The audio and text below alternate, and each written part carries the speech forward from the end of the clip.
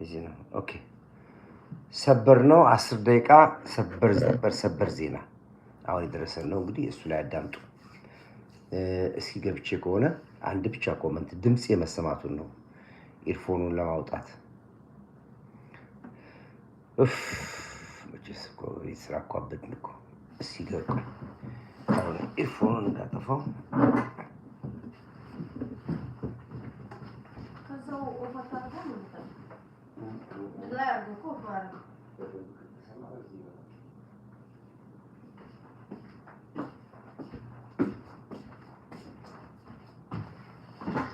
እሺ ኮመንት ጻፉልኛ።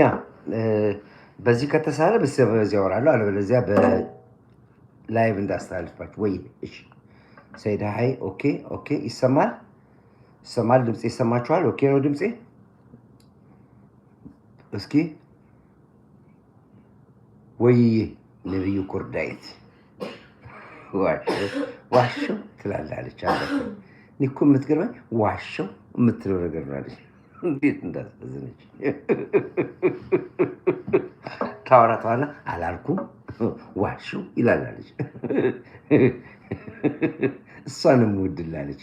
ሌላ ፖለቲካ እኔ አልሰማህም አለች። ፖለቲካ ግን የማዳምጥ አላልኩም ዋሸው ብለህ ጻፍ ትላለች።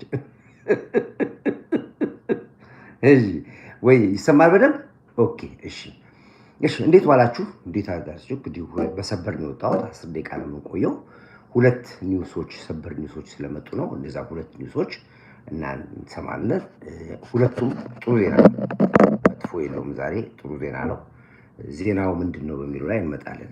እንግዲህ የመጀመሪያው ዜና ያው ግብፅ ዛሬ ስትቃጠል ውላለች። እንግዲህ እሳቱ መጣ እንዴት ተነሳ የሚባለው ነገር እኛ ከሱዳን ጋር ይዘነዋል፣ ሌላ መረጃ እስክናገኝ ድረስ ማለት ነው።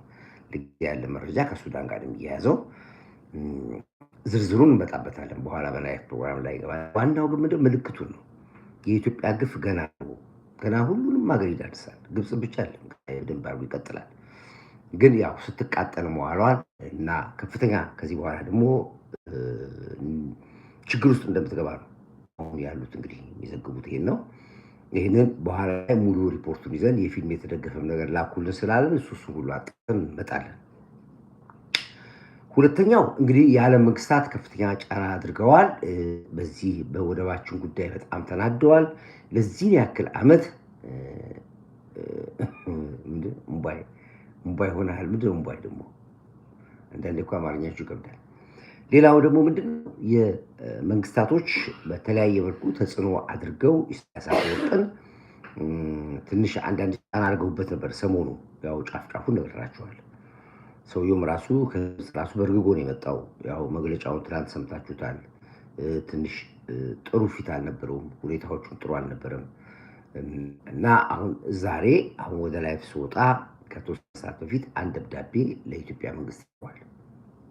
እንግዲህ ምንድነው እንዴት ነው የሚለው ዝርዝር ውስጥ አልገባላችሁም። ግን የላከው መልእክት ምንድነው? በስምምነት ወደቡን መጠቀም እንችላለን። ጦርነት አያስፈልገንም። በቀጠናው በመሀላችንም ጣልቃ ገብ የሆኑ ሀገራቶች ምዕራባውያኖችም አያስፈልጉም። በቃ እና በስምምነት በድርድር ነው ስምምነት ነው። በስምምነት ሀሳቡን ኢትዮጵያ መረከብ ትችላለች። መጠቀም ትችላለች የሚል ደብዳቤ ጥያቄ ነው የቀረበው። በሁለት በኩል ነው የገባው። በራሱን በቀጥታ የቀረበ አለ። እንደገና ደግሞ አምባላጅ ሀገራቶች ደግሞ ገብተውበታል የሚባለው ደብዳቤው ቀጥታ ከሱ ጋር ይመጣል። በእነሱም በኩል በአምባላጅነት ይመጣል። ልኡካኖች አሁን ይገባሉ ወደ ኢትዮጵያ ይህን ጉዳይ የእሱን መልእክት ሊያስተላልፉና ያለውን ሁኔታ ሊናገሩ የሚገቡ ልኡካኖች አሉ። እኔ ምንም ችግር የለብኝም። እኔ መጀመሪያ ጦርነት የሚፈልግ ማንም ይሄ ጦርነት ቆሻሻ ነው። ብታሸንፍም ቆሻሻ ነው፣ ብትሸንፍም ቆሻሻ ነው። ጦርነት አናምንም። እኔ አልፈልግም። የኢትዮጵያ መንግስት አይፈልግም። እዚህ አጋጣሚ አስረግጬ የምነግራችሁ ነገር የኢትዮጵያ መንግስት አይፈልግም። ሰላም ይፈልጋል፣ ድርድር ይፈልጋል፣ መግባባት ይፈልጋል። ይሄ ነው የኛ ፍላጎታችን፣ ይሄ ነው። ግን አሁን ይሄ ደብዳቤ ወይም ደግሞ ይሄን መልእክት ኢሳያስ አፈወርቅ የላከው በእርግጥ አምኖበት ነው የሚለው ነገር ያጠራጥረኛል።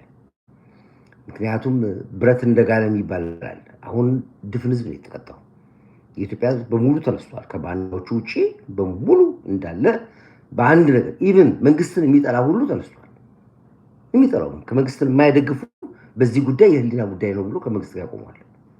ጥቂት ባንዳዎች ካልሆኑ በስተቀር ሰላም ያረዳኝ። ይሄ አያነጋግርም። የህልውና ጉዳይ ነው፣ የሀገር ጉዳይ ነው። ያስፈርቶታል። አንድ ኢትዮጵያ ደግሞ እንደዚህ አይነት የሀገር ጥቃት ላይ ከነ ልዩነታችን አንድ ነው የምንሆነው። ከነ ልዩነታችን አንድ እንሆናለን። ጣሊያንን እኮ ስንዋጋውና በተለያየ ጊዜ ጠላቶች ሲመጡብን እኮ የምናሸንፈው እኮ ልዩነት ሳይሆን ቀርቶ አይደለም፣ ሀገራዊ ጉዳይ ላይ አንድ ስለምንሆን ነው። በሀገር ጉዳይ ላይ አንድ ነው የምንሆነው። ስለዚህ አሁን ጥቂት ባንዳዎች የተገዙ የተቀጠሩ የተደለሉ ካልሆነ በስተቀር ማንም ኢትዮጵያዊ በነቂስ ይነሳል በዚህ ጉዳይ እምቢ የሚል የለም። በቃ ምንም እና ይሄ ለኢሳያስም እግር እሳት ነው። ይሄ ማስፈርቶታል። አሁን ማዕበልን የመጣበት ሁለት በተለያየ መንገድ ያሰባቸው ነገሮች አልተሳካም። ዋናው ታርጌት የነበረው በአማራ በኩል ነበር። በአማራ በኩል የሚያስኪሩን ያክል አልሄደበትም። በተለይ ሰሞኑን በተለያየ አማራ ክልል ላይ እያያችሁት ያላችሁት በመሬትም በላይም እየተስተናገደ ነው ያለው። የጅቡቲ ሰው ኃይል ሙሉ ተቀጥቅጧል። ሙሉ በሙሉ ያው እዚህ ጋር ማውራት ስለማያስፈልግ ነው። የሚሞተው ወገናችን ነው። የሚያስገድለው ሻዕቢያ እንደሆነ ስለምናውቅ አማራ ሞተ ብለን ወይ ደግሞ ሰው ራሱ ሞተ ብለን አናወራም። እኛ እየሰማችሁ ነው። በድሮን ትላንትና ብቻ በነበረው ኦፕሬሽን የሆነውን ጉድ ብነግራችሁ ወይ ባሳያችሁ በጣም የሚገርማችሁ የተፈጠረው ለወሬ ነገር የለም። የሚገርመው ግን የሚሞቱት አማራ ክልል ላይ በአብዛኛው የሚሞቱት ኤርትራውያን። የሚገርማችሁ ነገር ትግራይ ልጆች ናቸው እየሞቱ ያሉት። ከአማራው ቁጥር በላይ እየሞቱ ያለው የትግራይ ልጅና የኤርትራ ልጆች ናቸው እየሞቱ ያሉት። ጎንደር ላይ የሞቱት እነሱ ናቸው። አሁን በትላንት ጎንደር በነበረው ኦፕሬሽን በአብዛኛዎቹ የሻዕቢያ ከሳዋ የወጡ ወታደሮች ናቸው የሞቱት በአብዛኛዎቹ።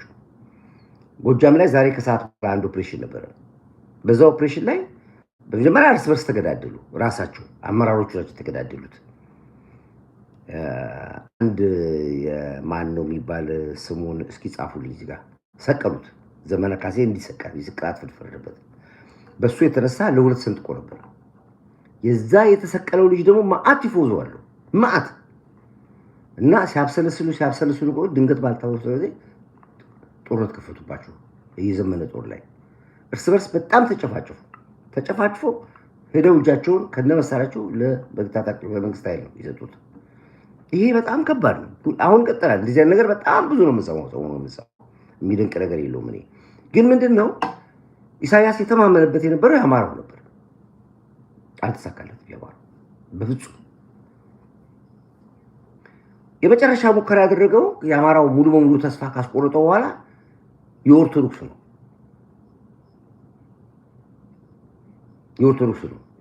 እገታው ያው የታወቀ ነው።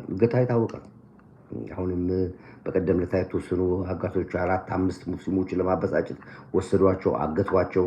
አንዱን ገለው ላኩት። ማስፈራሪያ ነው። አሁን ትላንትና ዛሬ መሰለኝ ገለው ላኩት።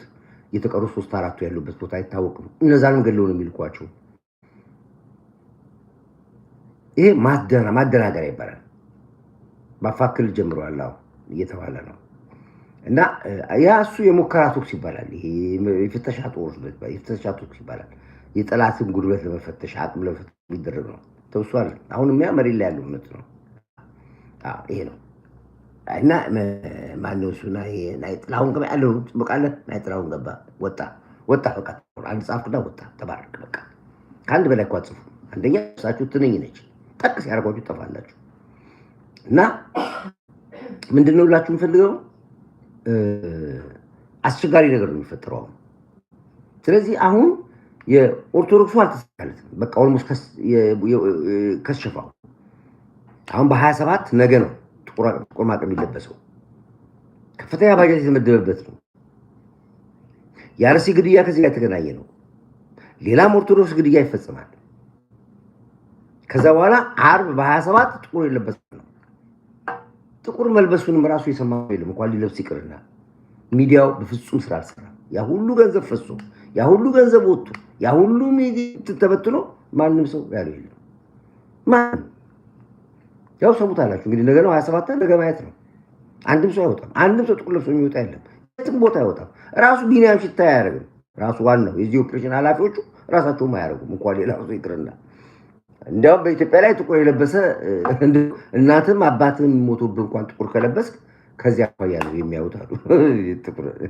አጋጣሚ እንኳን ለብሰህ ከታየ አጋጣሚ እኮ ኢትዮጵያ ውስጥ ደግሞ አሁን ጥቁር ደግሞ ስታይል ነው ብስሉት ሲለብሱ ያሉኛው እና ዞሮ ዞሮ የጥቁር ማቅ ኦፕሬሽን ለ27 የታሰበው ለነገር አልተሳካም እሱ። ስለዚህ ኢሳያስ ተነባብሯል አሁን ያ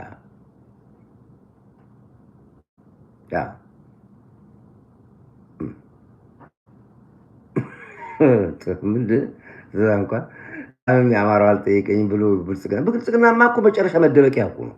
መጨረሻው ተመጣለህ በሙሉ ይገለበጣል እኮ ይኸውልህ የምታየው በሙሉ ይመጣል መጨረሻ ላይ መርዙንም ረጭቶ እሾኩንም ረጭቶ ከፊት ረድፍ ላይ መጥቶ ይቀማ አያፍሩም።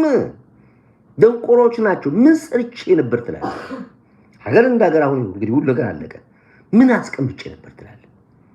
እስኪ ምንድን ነበር የሰራሁት በዘመኔ ለሀገሬ ምን ሰርቻለሁ ብለህ ታወራለህ? አሁን እስኪ ንገረኝ እንግዲህ አንተ። እኔ እንደዚህ አላውቅም። አይንን በጨዋ አጥብት ትመጣለህ። ለማንኛውም ግን እኔ እኮ እኔም እኮ የምለው እሱን ነው። ዳኝ ገባ ጥቁር የዝነጣ ሆናል እኮ ቢባል እንኳን የዝነጣ ስታይል ነው የሚባለው እንጂ እናንተ በአካድማ ጋር አይገናኝም። ዞሮ ዞሮ ኢሳያስ አፈወርቅ የጠየቀው ጥያቄ ወይ ደግሞ አሰብን በድርድር ውሰዱ ያለው ነገር ወደባችሁ ውሰዱ ያለው ነገር ለማዘናጋት ነው ወይስ ደግሞ ከልቡ አስቦበት ነው? ሆኖስ ከሆነ መንግስት ሲቀበለው በየትኛው መስፈርት ነው የሚቀበለው? ለአንዴና ለመጨረሻ አሰብ የተቋጨ ነገር ከሌለ በስተቀር አሁንም እንደዚሁ የማዘናጋት ጥያቄ ጠይቆ ከሆነ አሰብ ወደኛ የሚመጣው ለትውልዶቻችን ሌላ ጠባሳ ነው የምናስቀምጠው። ስለዚህ እዚህ ላይ መንግስት በጣም ረግጦ መስራት ያለበት ጉዳይ፣ መንግስት በጣም ሊያስብበት የሚጎዳብ ጉዳይ ነው። በፍጹም መዘናጋት እንዳይኖር። 40 ዓመት ተዘናግተናል። ከዛሬ ነገ እያለ እችን ጎልደን ቻንስ ወርቃማው ጎል ነው የሚባለው ይዘናል። ጎላችን ማግባት ነው ያለብን። ልጆቻችን ሀገራችን ሰላም የምትሆንበት ነው የሚከፍለው። እዚህ ላይ በደንብ መታሰብ አለበት። የጽንፈኞች ጉዳይ፣ የፈናፍንቶች ጉዳይ፣ የባንዳዎች ጉዳይ ምንም ችግር የሉም። በሚገባቸው ቋንቋ የሚስተናገዱበት ጊዜ ቅሩብ ስላልሆነ ስለዚህ እዚህ ላይ በጣም ሊታሰብበት ይገባል። መንግስት በእርግጠኝነት ቀድማችሁ ተዘጋጁ። ከመፈራረም በፊት ወደውንም ከመቀበላችን በፊት በምን መስፈርት ነው ምንድነው ዘለቄታዊ መፍትሄው ለልጆቻችን ምንድነው የሚለው ሁሉ ታስቡ እንዲሆን ነው የምፈልገው። እኔ እቺን አሁን የወጣሁበት ትልቁ ነገር ምንድነው አሁን በደረሰኝ መረጃ መሰረት የኢሳያስ አፈወርቅን ሰነድ ሰምቼ ነው። በእርግጥ ነው ወይ ሰነዱ እውነት ነው ወይ ሰነዱ ከጀርባው ያዘለ ነገር አለ? አላምነውም። እኔ በቃ አላምነውም ኢሳያስ አፈወርቅ። ስለዚህ ይጣራ። ይዞ የመጣው ነገር ከጀርባ ያስከተለው ነገር እንዳይኖር ይረጋገጥ። እውነተኛ መሆኑን እንግዲህ ብዙ ምሁር ያላት ሀገር ነች። በጥሞና ቁጭ ብላችሁ በጠረጴዛ ላይ ለልጆቻችን ለትውልዱ ታሪክ የሆነ ሰነድ ይዘን ከዛ በኋላ የምትፈልጉት ስምምነት ማድረግ እንችላለን። ጦርነት አያስፈልግም ያለውን ተቀብየዋለሁ። ጦርነት አያስፈልግም ያለው አቅምና ልኩን ስለሚያውቅ ነው። ያውቋል። በአየር ተከቧል። እንደዚህ ድፍን ኤሪትሪያ በአንድ በተን እንደምትጠፋደርቁ በአየር ጥፋት ተቆጣጥሯል። ይሄ ጉራ ስለነገራቸዋል። ነው ጉራ ይመስላል። አየር ኃይሉ ድፍን የኤርትራን አየር ክልል ተቆጣጥሮታል። የመሬቱንም የሰማዩን ተቆጣጥሮታል። ይሄን ሰውራው ጉራ ነገር ግን ያ ጦርነት አቅማችንን ስላወቀ ፈርቶ ነው የሚባለውን እዚህ ጋር እናስቀምጠዋለን። ጥሩ ነው። ዞሮ ዞሮ ዘለቄታዊ መፍትሄ የሚያወጣ ስምምነት ባለበት መልኩ ንብረታችንን እንወስዳለን። ከዛ በኋላስ ወንድም ሆነን እንቀጥላለን። እንደ ሀገር የጎረቤት ሀገራችን ረሃብ ድንቀት አንፈልግም። በሚያስማሙ ነገሮች እንስማማለን። ማድረግ በሚገባው ነገር እንረዳዳለን። ሰላማዊ ፍቅር ጎረቤት ሀገሮች መሆን እንፈልጋለን። ጦርነት አንፈልግም በሚለው እንስማማለን። ችግር የለብኝም እንጂ መንግስት ተዘናክተ እንደባለፉት አይነት ነገሮች ስህተት እንዳይደገሙ ጥንቃቄ እንድታደርጉ እንፈልጋለን። የሚቻል ከሆነ እንደውም የተጻፈው ደብዳቤ ፓብሊክ ለህዝቡ ቢለቀቅለትና ህዝቡ ራሱ ቢወያይበት ደስ ይለኛል። ህዝቡ ራሱ ቢነጋገርበት ይሄ ሰነድ መጥቷል በዚህ ነው ምናምን የሚለው ነገር ብትሰሩበት ራሱ ደስ ይለኛል። ለማንኛውም ግን ኢትዮጵያኖች እንኳን ደስ አላችሁ። ትልቅ የድል ቀን ነው። ትልቅ የምስራች ነው። ግብፅም እንዳነደደችው እሳት እንደተከተከችን ዛሬ ስትንቦልቦል አይውላለች። እንግዲህ አየር መንገዱ ሙሉ ሙሉ ይወደመ ይመስለኛል። ይሄ ጉዳይ ከሱዳንም ጋር የሚያያዝ ጉዳይ አለው። ከራሳቸውም ጋር ቢያያዝ ነገር አለው። ግብፅ ራሱ ከውስጣቸው ራሱ አልሲሲ የመፈንቅለ መንግስትና አማጺያን ቡድኑ ተነስቶበታል ያለው ይሄ አደገኛ ነገር ነው። በየመን በኩል ታጥቀው የነበሩ ከ20 ሺህ በላይ ታጣቂዎች በስቱሱ ላይ ውዝግብ ተፈጥሯል ያለው የሁቱ እና ምንድነው ሐሚቲ እንትኖች ምናምን ነገር በዛ በኩል አንዳንድ ድርብታ ተፈጥሯል። እንግዲህ ይመታሉ የሚባል ነገር አለ። የመኖች ሊመቷቸው ፈልገዋል እንዳይመቱ ሌላ ነገሮች አሉ። እሱንም ስለ የመን አጣርቼ እነግራችኋለሁ። ዞሮ ግን እንኳን ደስ አላችሁ የምስራች ነው የሰማነው። በኋላ በዝርዝር ፕሮግራም ላይ እንግዲህ አጣርቼ ከተቻለ በፊልም የተደገፉ ማስረጃዎችን እመጣለሁ። እስከዛ ድረስ ግን ለትግስታችሁ፣ ለትግላችሁ፣ ለጽናታችሁ ከልብ አመሰግናችኋለሁ። በኋላ እስክንገናኝ ድረስ አሁን በዚህ እንሰባበታለን። ወዳችኋለሁ። በርቱልኝ። ሰላም ሁኑ።